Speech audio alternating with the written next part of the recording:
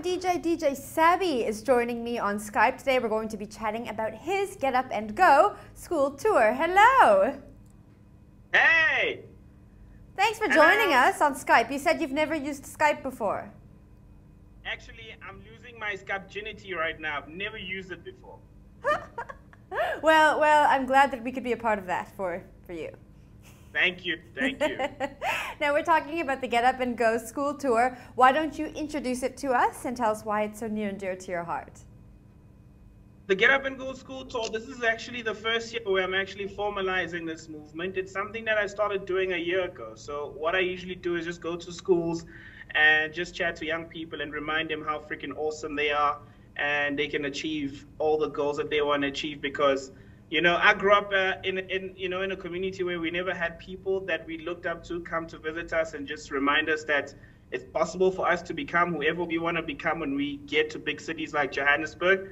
So I think it's very vital. I do them in two phases. The first phase is the Get Up and Go first phase, and it happens when the schools open the first semester. And I just tell the kids that you don't need to wait for this point in time, which is the last quarter of the year, for you to be serious with your schoolwork. So kick off the year on let's pull up your socks and accumulate as many marks as you can from the start, from the get-go.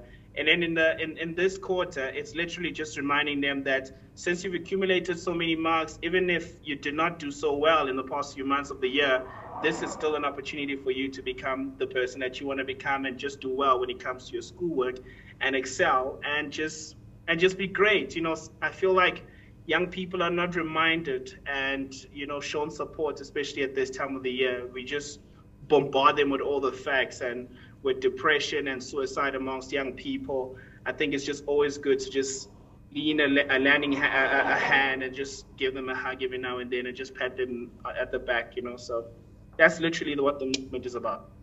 It's interesting you say depression and suicide. Today is World Suicide Prevention Day. Why are these two topics something that you think we should be discussing with teens more?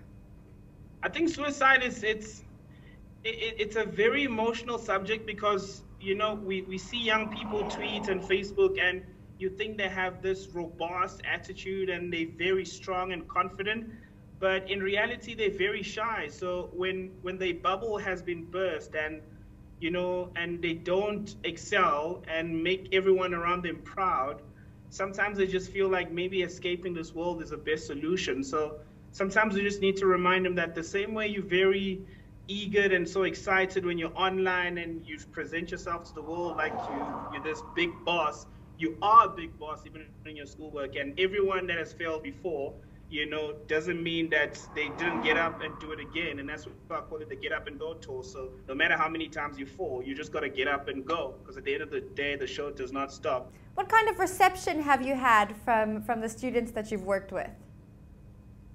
Students are always excited because they feel like we're not easy to reach. They feel like since we so-called celebrities, you know, we always have security around us and we're not so easy to get a hold of. The only way they can get a hold of us is via inbox and social media. But when you come there and they open up, because what usually happens, and now this happens in some schools and some schools it doesn't happen, where principals will allow me to chat with some students. So I'll chat in assembly and then maybe I'll have a chance to chat with a few selected students in the classroom. And how personal they are when they reveal all these things, the tension at home, the hardships at home, the money situations, them being scared that they might not even get a chance to go to tertiary, them not having an idea what they're going to do next when they're done with matric because they haven't been given so much career guidance. There's a whole lot of factors that play into this when you actually have a one-on-one interaction with young people.